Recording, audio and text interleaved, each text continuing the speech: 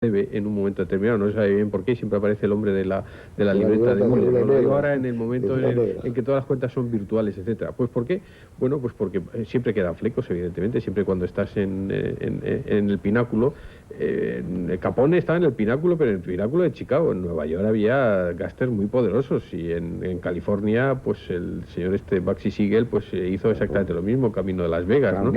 Eran pequeños reinos de taifas, lo de pequeños relativamente. Quizás Capone lo que tuvo fue una publicidad periodística importante, porque Chicago es una de las ciudades más importantes y la cuna del periodismo, ¿no? Entonces creo que esa sensación ciudadana que a Capone no se le podía tocar, que era intocable, por emplear el término de los intocables de Eliot Ness, pues es un sistema, creo, es una prueba de que el sistema no funcionaba, y eso es lo preocupante, lo que deja ver la película. Por eso hay un plano que ya anticipo que es uno de los que más me gusta en la película, y es ese hermoso traveling sobre los rostros de los testigos de cargo cuando el juez federal decide cambiar el jurado, ese jurado que está corrupto, ¿no? Creo que es un traveling de los que decía Godard, que el traveling es moral o no es moral, se decía en nuestros viejos tiempos de Cineclus y de Cineforum de los años 60, pues creo que ese traveling todos mujeres, menos el contable arrepentido Sidney Gordon, es decir, todas mujeres, una belleza, incluida una niña, ¿no?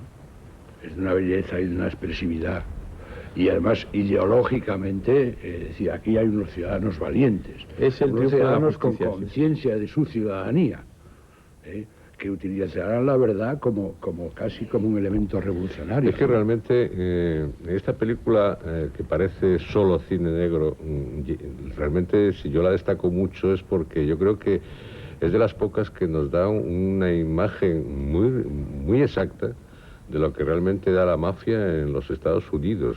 La mafia que ellos mismos no se llamaban mafiosos, no la llamaban mafia, la llamaban Cosa Nostra para diferenciarla de los Sicilia.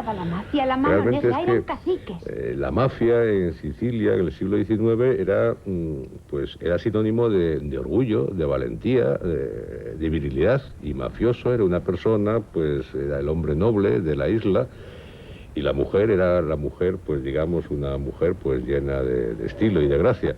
Digamos, el mafioso en Sicilia en su día era admirado porque él, como jefe de una familia, de un clan, era el que defendía a aquellos que estaban bajo su protección digamos, de los poderes fácticos. Por lo tanto, eso cuando se traslada a Estados Unidos, el nacimiento que tenemos de la mafia, pues resulta que el mafioso sí es un hombre a respetar, indudablemente entre los italianos, porque corresponde en un principio a aquel que defienda al italiano, al emigrante italiano, contra la xenofobia que están padeciendo, contra la falta de trabajo y sobre todo, pues antes destacaba en un principio que el abogado era el que más podía simbolizar esto, la imposibilidad de acceder a altos cargos o a grandes riquezas, y él no tiene esa famosa casa tan hermosa y tan espléndida. Y en esta película eso es lo que se está retratando. Por eso no es de extrañar que después, indudablemente, los poderosos, como estamos viendo siempre, y Eduardo estaba antes refiriéndose a los poderosos de siempre, y él lo sabe muy bien, cuando llega el fisco ya se empieza a patinar, ya empieza a cometer imprudencias, y ya lo que al principio era una defensa pasa a una ambición económica, que es lo que ocurrió en este caso. Como te veo muy puesto en lo de la mafia y eso, ¿cuál es no soy mafioso. ¿Cuál es la diferencia entonces con la camorra, que es la Cosa Nostra de Nápoles solo? Pues sí, porque indudablemente en cada sitio, en cada lugar, pues hay que diferenciar las cosas, ¿no? Estamos hablando de una generalidad que es la mafia, y la mafia, pues indudablemente lo que acabo de decir, y después tenemos todos los procesos distintos en cada lugar, también, ¿no? por todo el plan de los irlandeses, yo quisiera solo discrepar levemente. Yo no soy un experto en mafioso, aunque mi trabajo no me ha llevado por esos derroteros en este momento, ¿no? Pero sí, profesionalmente, ¿no? Pero lo que sí quiero decir es que es cierto que era una defensa de protección de los emigrantes, pero los emigrantes no llegaban vírgenes al Nuevo Mundo. No, quiero decirte, en es decir, que la mafia existía ya como estructura criminal a lo largo de todo el siglo XIX, como respuesta caciquil, como respuesta tribal a determinadas circunstancias, etcétera. Y eso lo recoge muy bien el personaje de la nona, ese personaje maravilloso, que no sabe hablar prácticamente nada, solo sabe por favor y no sé qué, dice la nieta, y que en un momento determinado dice: yo fui cobarde, porque cuando me presionaban en Italia, mi marido no se dejó presionar, murió, me traje a mis hijos, me debía haber quedado ahí, que es la idea de resistencia cívica al mal. Hay que quedarse allí donde está el mal y resistirle, por resistir y vencer, ya lo decía Cervantes, y eso, frase que se emplea a veces con aspectos más frívolos, eso es cierto, ¿no? Por eso es cierto, pero yo creo que decir que fue simplemente una reacción con respecto al hecho de que vivían en un lumpen proletariado, eso es absolutamente evidente. No. Los Kennedy empezaron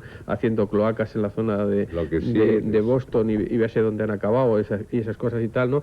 Eso es cierto, pero acabaron traspasando las estructuras de clan, en definitiva, que tiene su aspecto positivo y su aspecto negativo. Protegían, pero también, negocios, ¿no? Es que en grandes negocios. Claro, y ese es el personaje de la abuela en esa maravillosa secuencia en la que en este libro magnífico, a ver si lo traduce alguien, de Peter Bogdanovich, ¿quién demonios lo hizo?, de entrevistas, con una estupenda entrevista con Joseph Louis, cuenta que prácticamente, pues como la secuencia del árbol, que también quiero hablar de ella en el campo, lo he citado en la presentación, pues casi la improvisaron, dice Luis, que es muy hermoso porque se ve a un hombre llorar, que es un personaje como, además Glenn Ford, lo hablábamos, que da el personaje duro, distante, y de repente prácticamente se le rompe con la llegada de esa mujer. Es un aspecto, digamos, muy, diría William Goldman, muy de medicinal movie, muy de película medicinal, pero muy efectivo para lo que intenta contar, ¿no? Yo creo ahí lo cuenta muy bien, es decir, el hecho de que he llegado a América es un país maravilloso, lo dice la abuela, pero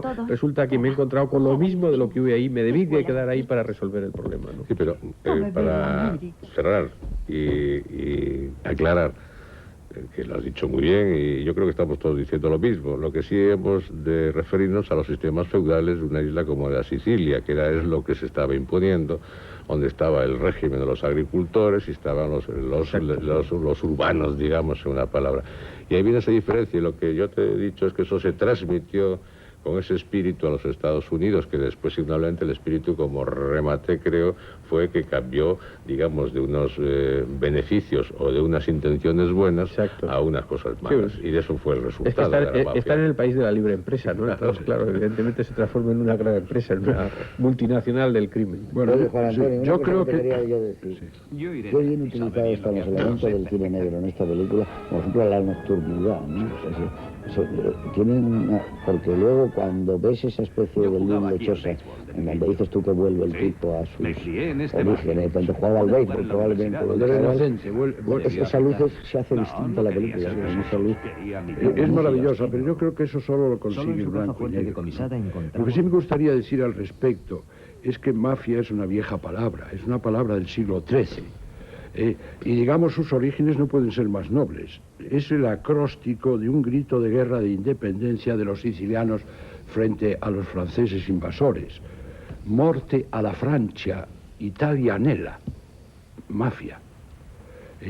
Lo que pasa que, bueno, como toda idea noble termina corrompiéndose y hoy tiene muy malos sinónimos. Lo mismo sucede con la camorra, que es napolitana o partenopea, que me gusta más decir partenopea que napolitana, es un gentilicio, es una hermosura preciosa, ¿no? Tú eres un romántico. Y que, bueno, tanto tienen que ver, es decir, nuestro rey Carolo, Carlos III, fue rey de Nápoles o de las dos Sicilias, y se las tuvo que ver con la camorra, que ya funcionaba. Como fue muy buen rey durante sus 19 años de reinado, pues porque les hizo el teatro de San Carlos, le puso San Carlos en su propio honor. San Carlos de Nápoles. Claro. Es decir, les hizo muchas cosas. Fue el primero que excavó el Vesubio y descubrió muy importantes yacimientos arqueológicos.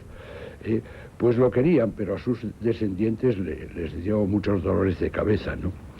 A mí la película me entusiasma, me parece mucho más que una película negra. Es decir, como todas las buenas películas, son mucho más de lo que son.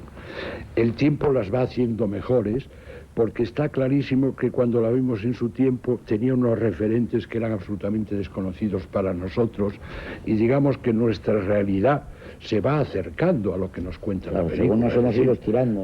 A nosotros nos parecía asombroso pues que los testigos pues se acobardasen. Decía, ¿qué pueblo estaba de de cobardes? espaldas vendiendo periódicos. Sí. ¿Y usted, Hoy señor Ferguson? nos ha contado Eduardo que hay testigos que están protegidos. Es decir, que ya estamos un poco en lo mismo. Hay una cosa terrible, ¿no? Nadie ha visto nada. Como siempre, nadie ha visto nada. Pues ya estamos en esa sociedad.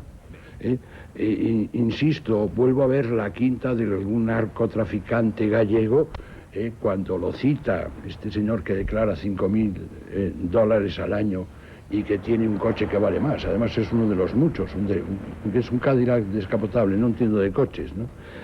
Y que tiene esa quinta. Bueno, creo que es la quinta que podía tener eso, una opulenta, que podía tener